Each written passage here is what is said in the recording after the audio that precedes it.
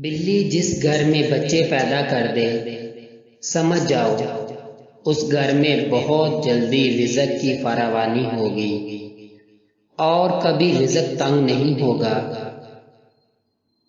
گفتگو سے سمجھ میں اضافہ ہوتا ہے، جبکہ خاموشی اور تنہائی میں رہ کر لوگ عظیم ذہن بنتے ہیں۔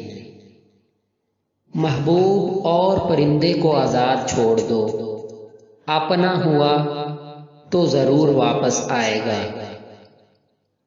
جب آپ کو ہر شخص سے شکایت ہونے لگے، تب دیکھ لیجئے کہ خرابی کہیں آپ ہی کے اندر تو نہیں۔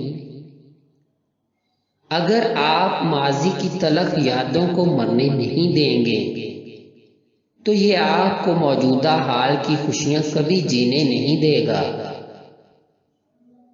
تنہا ہو جانا نظر انداز ہو جانے سے بہتر ہے۔